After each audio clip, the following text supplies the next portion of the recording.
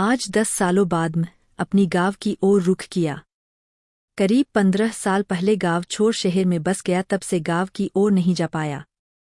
मेरे बचपन का साथी बिरजू गांव पर रहकर खेती संभाले हुए था और मैं वहां से निकल शहर में नौकरी कर ली थी।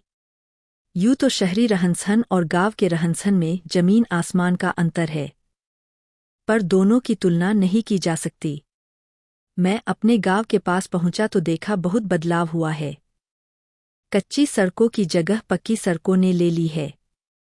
कच्चे मकानों की जगह पक्के मकानों ने ले ली है। खेतों में हरियाली छाई हुई है। बड़ा सुकून मिल रहा था इस शुद्ध वातावरण में, शोर शराबे से दूर।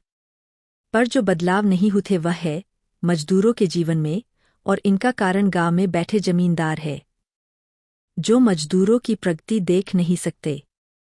उनमें से एक मेरा दोस्त बिरजू था। जब मैं उसके यहाँ पहुंचा तो बड़ा खुश होकर स्वागत किया।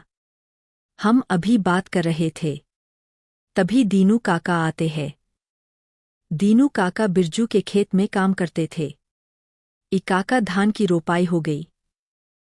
हाँ, मालिक, हो गई है। आपसे थोड़ी मदद चाहिए। कैसी मदद? मालिक, 500 रुपये चाहिए। किस लिए? बेटे की किताब लेना है।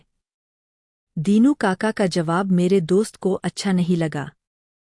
अभी आपने पिछला चुकता किया नहीं, उसका सुध ही बस चुकाया है, और फिर से 500 रुपये।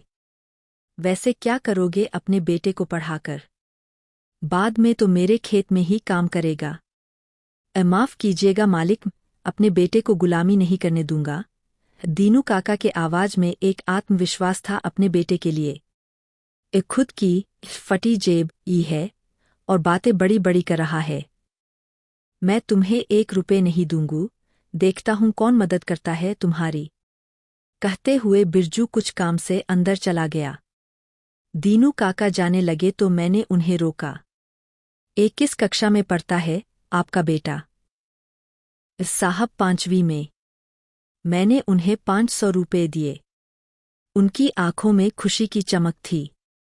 बहुत बहुत धन्यवाद बेटा, आपका पैसा जल्द ही लौटा दूंगा। आज मेरे बेटे ने जीत की थी कि आपको बिना किताब के घर नहीं आना, और मेरा बेटा पढ़ाई करना चाहता है। उसे मैं निराश नहीं करना चाहता था खाली हाथ जाकर।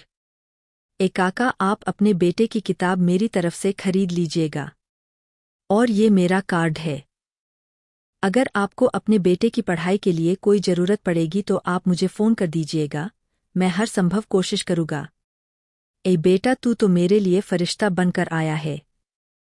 भगवान हमेशा भला करे आपका। दीनू काका जा चुके थे। मेरा दोस्त बिरजू बाहर आया। माफ़ी चाहता हूँ यार, तुझे बैठा कर मैं चला गया। ये कोई बात नहीं। बहुत समय बाद आया तो बस चारों तरफ निरीक्षण कर रहा था। वैसे तूने दीनू काका को पैसे क्यों नहीं दिए? अरे, ये मजदूर अपने बच्चे को मजदूरी से आज़ादी दिलाना चाहते हैं, पढ़ा लिखा कर, और मैं ऐसा होने नहीं दूंगा। तू किसी से जबरदस्ती मजदूरी नहीं करा सकता। अगर दीनू काका अपने बेटे को मजदूरी से आज़ादी दिलाना चाहते हैं तो इसमें बुराई क्या है? तुम जैसे जमींदार ऊपर बैठे रहते हैं जो मजदूरों को बरने नहीं देना चाहते। पर अब नहीं, अब यहाँ गांव के मजदूरों को इस गुलामी से आज़ाद कराने की कोशिश करूंगा। फालतू में तुम अपना समय बर्बाद कर रहे हो और दुश्मनी मोड़ ले रहे हो हम सबसे।